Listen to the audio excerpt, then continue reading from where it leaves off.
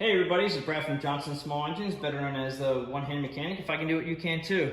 Today we have here a Craftsman 22-inch electric start 2-stage snow thrower.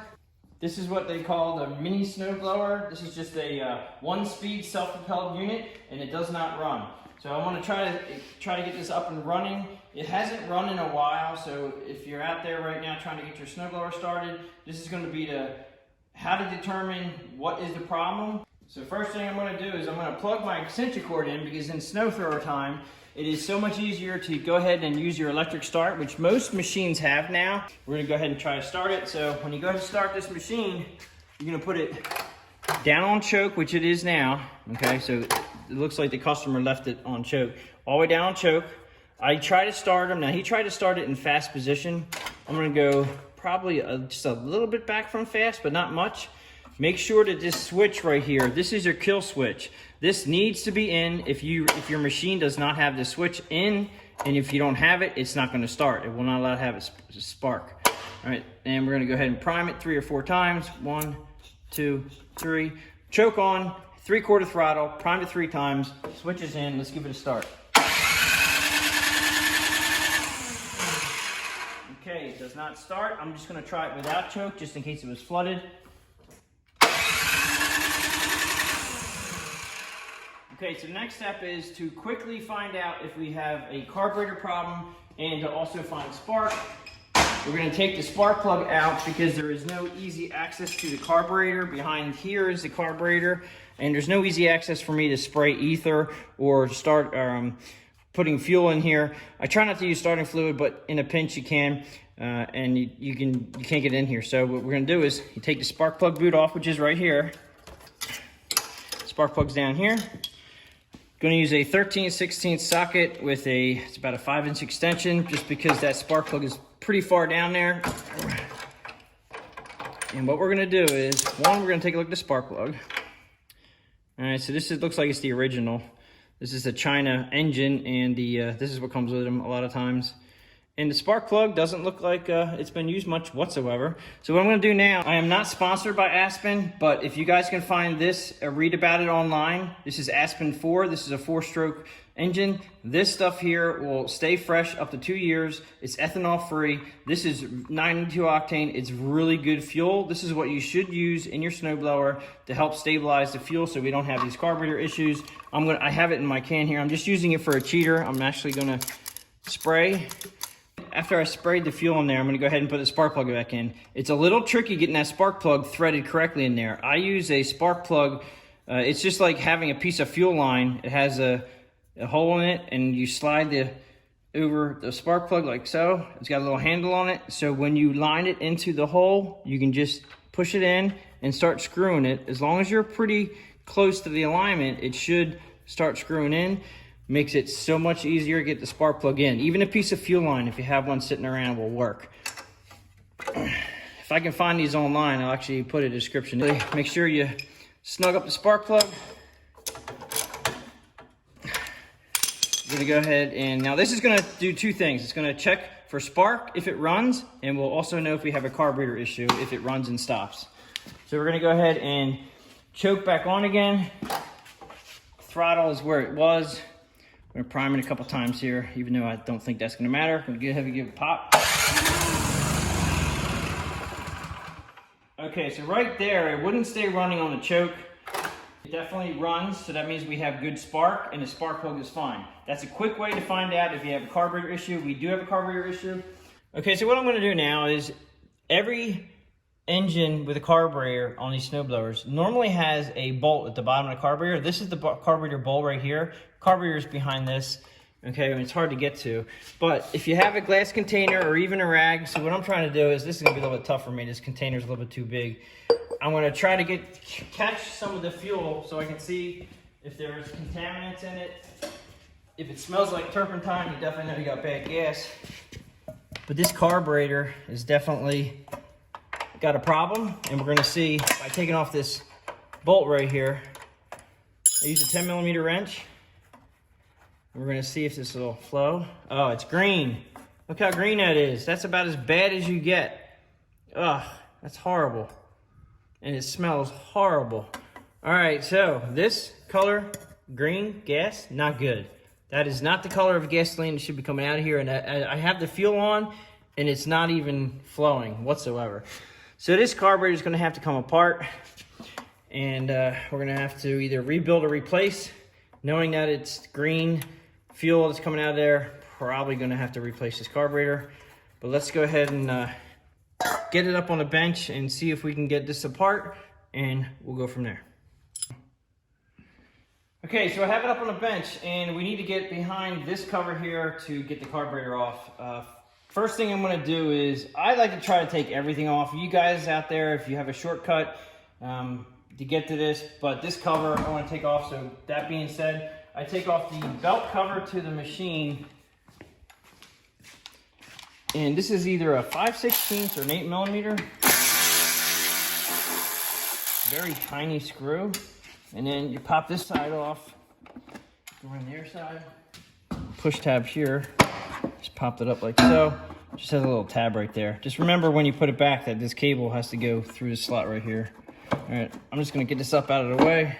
And the only reason why I'm taking this off is so I can get to this bolt right here.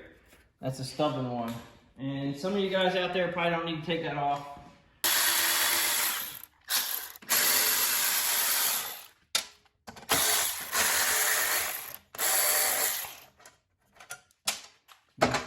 Let me have two. Here.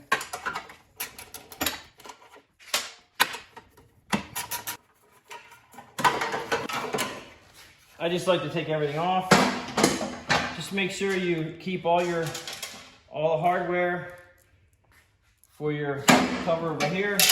And like I said, some of you guys may not have to take that cover off, but it makes it so much easier for me to explain things to you. By taking this heat shield off, it allows me to get to this cover right here, which we're gonna need to take off to get this carburetor off. Now, a real hard part to get off that I found an easier way of doing it, this guy here has to get pulled off. The newer machines have a little slot in here. It makes it very easy to get off. This one, not so much. So what I found is, again, PB Blaster works great. If you take this cover off the back here, this cover off the back, and you go down through here, in the back here, straight down, there's an indent that this knob sits in. And if you spray that indent hole with a little bit of PB Blaster and just let it sit there for about, a minute or two. And then what I do is I get a pair of vice grips and a rag so I don't mess up the knob, and then clamp it and then pull. And you gotta be careful that you don't land yourself on your butt. Sometimes these are really hard, but that one came out. By soaking it in PB Blaster, that actually made this come out because the PB Blaster gets down in. Now, what I was telling you is to put the PB Blaster right there in that slot. And you have to remember, when you put this back together again, it looks like a U shape right here. And the tang on the metal throttle, it only goes on one way. Make sure it's facing, those are facing down, the end. So when you slip it on, and you'll see it better when I get this off. And then just push it all the way in until it goes over that little bump and you're good to go. This here is a choke knob. And how I take this knob off is I use two of my clip removal fastener tools. I like to use the same ones. Unfortunately, I have misplaced one, but I'm gonna take one side in right here, and I'm gonna try to pry up a little bit so I can get the other side in over here. And I'm gonna try to pry this evenly out. If you can do that evenly, pry them out, it'll pop off. And you have to be careful you don't break it, okay? Also, there's a little bit of there's a notch right here. That notch goes in this slot right here when you put it back together again. So make sure that you're lining the notch up. And then you push it in and it'll click itself in. And you do have to push them in pretty firmly when you put them back on. All right, so that was the hardest part. Now, what I do is you have to take off this cover here, and I take the pull cord out and about, and I wrap it around just like so to get it out of my way. We have to take off this cover. This cover is held on by one screw. All right, so that's a Phillips head screw right there. If you can see right down in here, right where my finger is, right here, there's actually the plastic part. It's hard to see on camera there. but there's a plastic part right here that has to come off, and it's behind this screw. It's behind this screw right here. So you have to take this screw out, at least far enough to get that plastic. So I'm gonna pull this out, let it hang out there like so. Then we're gonna come around to the front again, and we just have to pull this out. You can see the hole right here, this hole right here. It goes behind and it mounts back where the starter, this bottom screw is for the starter. So just remember that, all right? So I'll have this pulled out right here. And we have to take off these two bolts right there. They're 10mm socket. This guy here can be a little tricky. You may have to take off the two bolts for your handle right here. You might have to take them off to move this handle down out of the way. I'm gonna try to see if my swivel, I'm using a swivel, 1/4" swivel and a 10mm socket. However you gotta get that nut off, you have to get it off.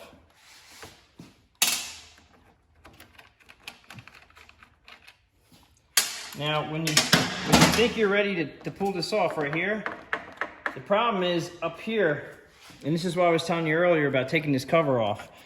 Everything, you have the wire that goes to your switch, and you have a primer bulb that goes down to the primer bulb line that goes down behind this bolt here, and you can't take this off real easy. So I'm gonna go ahead and take those 10mm socket.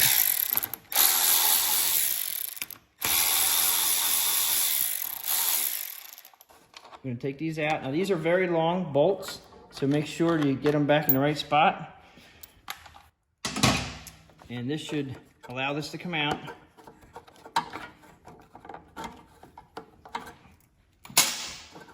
And you can kind of start pulling it away. It looks like we're gonna have to take this arm down. Okay, so I'm gonna take off these two bottom bolts to this handle right now because we cannot get this past the handle. So unfortunately, we have to do it. Take the top one out and then drop or just loosen up the bottom one, and we might be able to just bend that, not bend it, but push the handle out of the way. I'm using the speed wrenches on these. I like them because of the fact that you can, they're like a ratchet. All right, so this is not gonna be that easy. Let me loosen up the other side. I'm not gonna take them out. I'm just gonna loosen them up. See if we can drop this out of the way. Might be enough.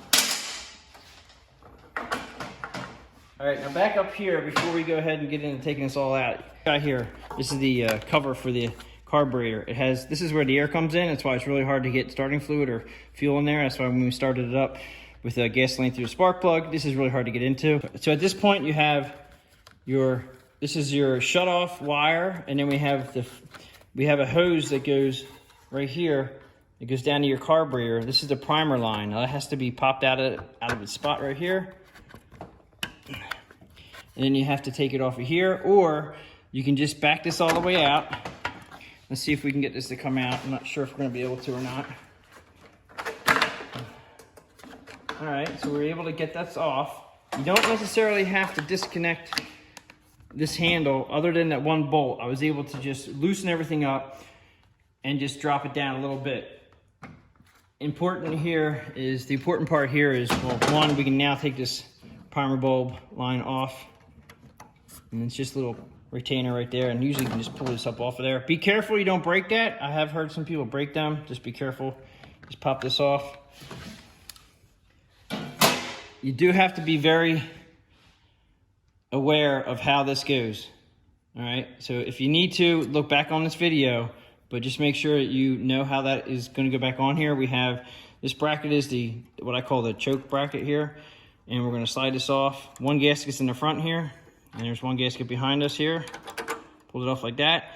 What I normally do is I try to leave this arm on, and I take it out of the carburetor, which means it's a 90 degree. You just pull it up 90 degrees, I'm gonna set this off to the side.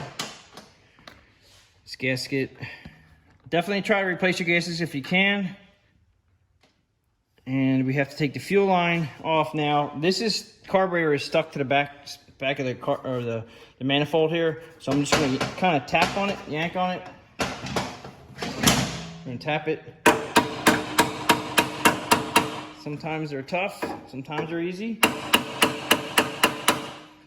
All right, this one is being a bugger. Looks like it's got some rust corrosion right here that's actually hindering it. You can see that. There's rust right there. I think that's stopping us from coming off. So I'm gonna put a little PB blaster again on here. Let that soak. I'm gonna do the other side right here. Just let that soak in a little bit. We'll try tapping on that in a minute. The fuel line has to be pinched off. It's a little easier if the carburetor was loose to pinch the fuel line off. And then they always put the fuel line clamp right down here in a really hard spot to get your pliers. So you have to kind of go underneath it and try to move it up like so. And then you gotta move this out of the way.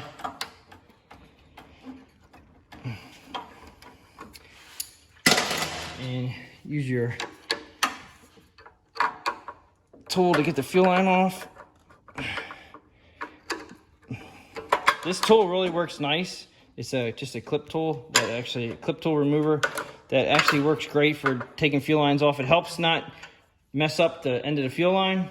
Now we're gonna drain some fuel out of there when we're getting this back together again, but right now we're gonna go ahead and see if this will come off here. Now we're really stuck. Again, I'm gonna tap it again. I'm gonna tap it while I'm pulling on it with my one arm.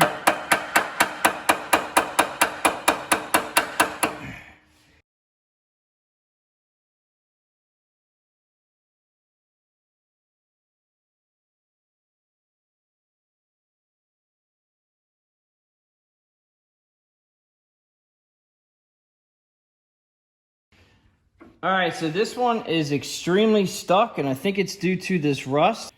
Because this is being so stubborn, I'm gonna try to take these studs out, or at least crack the studs loose by putting on 2 metric bolts. I'm gonna tighten these guys together. I should be able to turn the stud out.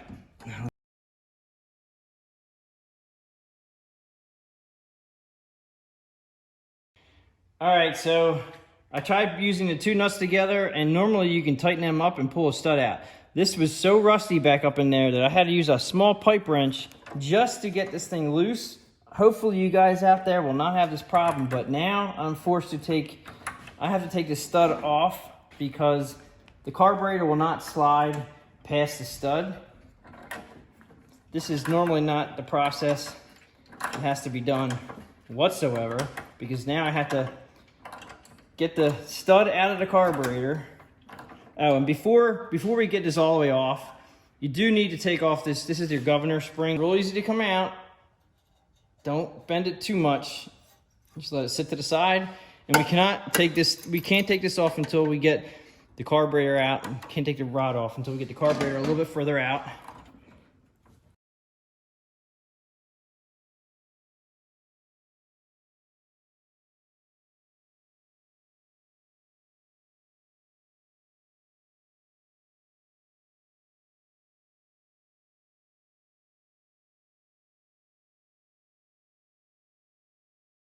All right, so at this point, the stud's out of the engine and it's sliding. Now we have to get this governor arm off, which means you just have to line it up with a slot on top of the carburetor shaft right there, and it'll pop right out.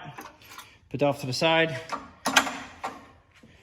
Here it is, and man, it was corroded right here, and this stud would not come out.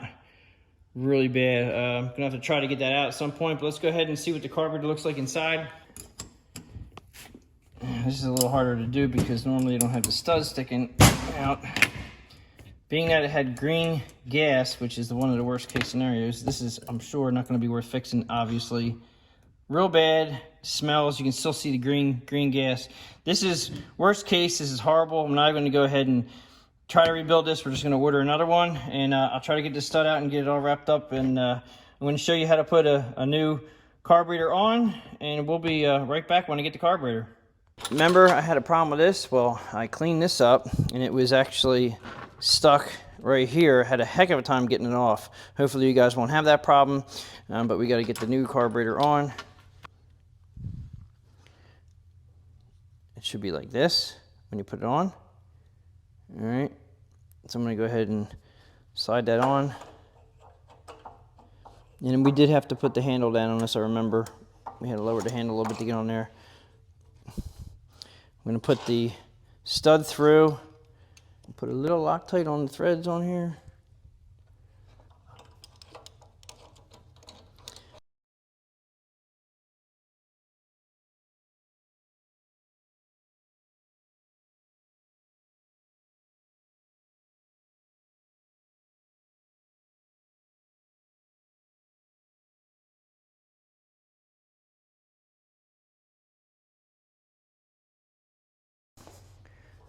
I'm going to go ahead and put the fuel line on now because it's easier to put it on while the carburetor is not bolted down.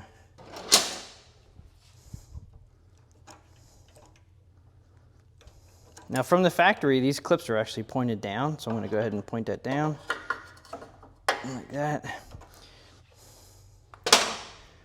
You have to, now with your carburetor all the way out like this is when we put the linkage to the throttle, to the governor linkage on, and you have to have the, kind of have to have it out far. And I know this bar right here, this bracket right there is kind of getting in my way. You kind of have to do what you got to do right there to get it in. Okay, so now it's in. And what I'm going to do here is with the, this is the governor anti-surge spring that has to go in this hole. Try not to bend it when you put it in, just like so. And that's pretty much it right there. Okay, at this point, we're going to go ahead and put the choke mechanism on. And this is the other gasket right here.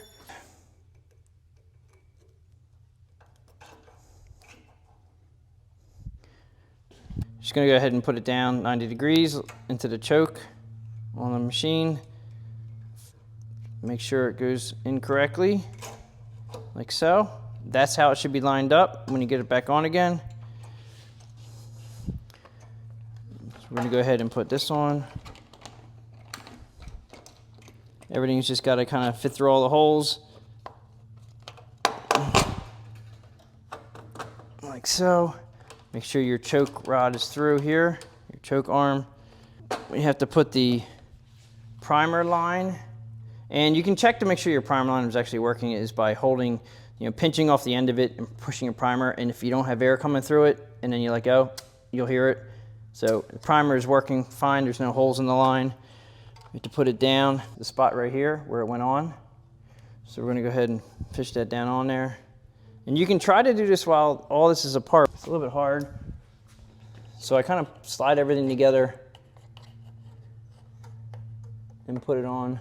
And it's just take your time in that little clip. A lot of these don't even come with these clips anymore. Put the clip on there. And you have to push it in. Now make sure over here, as you can see, I kind of got wrapped up with the pull cord that I put out of the way.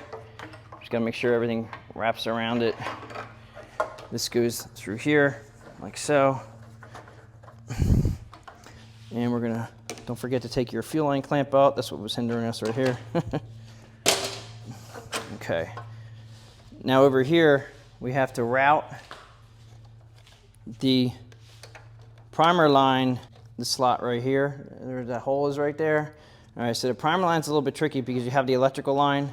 The primer line should probably go behind that. And I'm going to take this back off again. Okay, so just had it on the wrong side.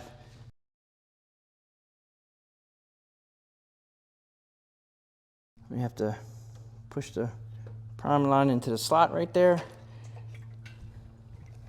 Like so. This is where I put the cap, this cap right here. Okay, you have the two bolts that get bolted to the front here, or actually the two bolts actually go here. These holes will come right here. So this is how it goes down.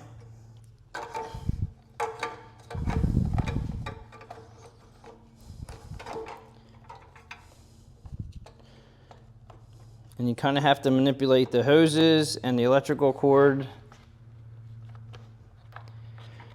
put this on this side, like that.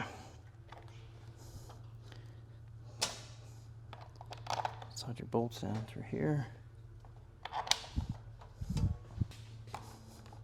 And you can go ahead and tighten this up. Just make sure you're not pinched anywhere. There's just enough room for that primer line and your electrical to go through there.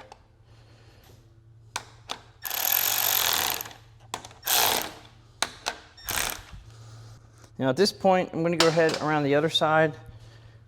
Before we bolt the carburetor on, you have to make sure that this guy here, and you can,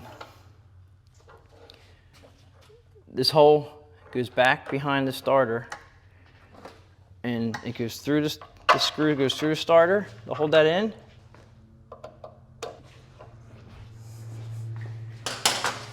Come around this side. I'm gonna go ahead and put the nut cap. These are nuts that have the nice caps, and just put these guys on. Make sure you get this nice and snug. This is what keeps the carburetor mounted to the engine. I kind of do them evenly.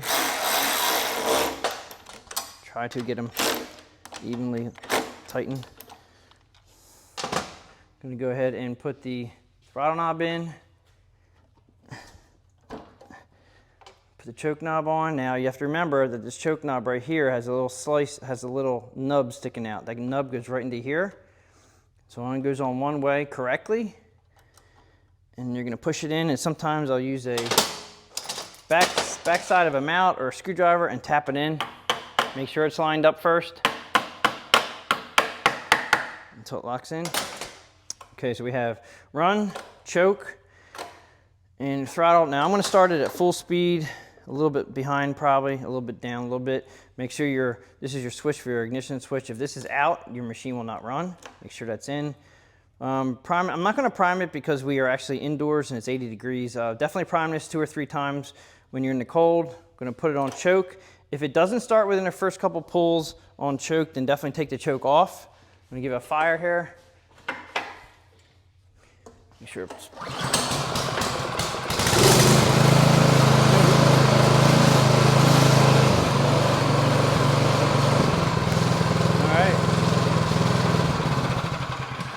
Runs real good.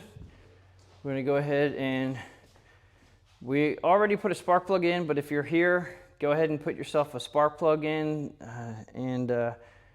just before you put the cover on, unless you guys are not doing it with the cover off, but I definitely recommend. It's easier to work with the whole process, taking this muffler guard off, but be very careful. Now that I ran it, that's hot, very hot, so be very careful. Now when you put this back on again, we have a lip that goes right here, and this lip goes underneath the gas tank. So you put that underneath the gas tank like so, and then the front here, this piece here has to go underneath this, like so, like that. And then what I normally do is I'll start by putting in these 2 bolts here. Now there's 6 of these. Don't tighten them up until you get all 6 in, because I've done that before, and you never tighten up all the bolts until you have everybody in. And these guys can be a little tricky over here. And I'm not saying that you can do this an easier way. I'm just saying I like to show everybody how to get the things in, show you guys what I'm doing.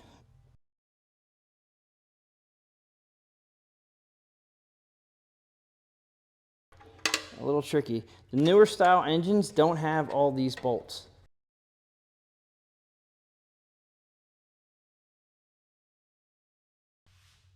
Okay, so I buttoned everything up. I did show you how to put the muffler guard back on again, but the guard in the front here, you just have to, there's a couple things right here. You just have to make sure when you put this cover on, this is a very small unit.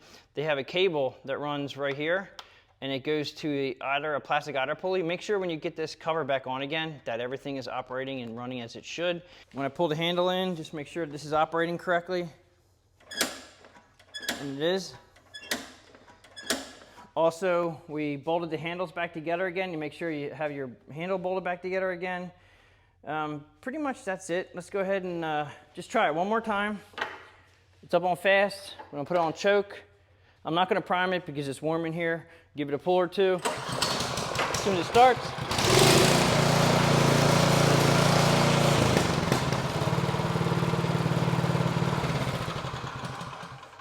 Okay, so that's pretty much it for how to diagnose a no-start condition on a snow thrower. This is a smaller 2-stage 22-inch, and I'm going to put the model numbers up on, I'll probably put it in the thumbnail, but this model number here is a 247-887-791.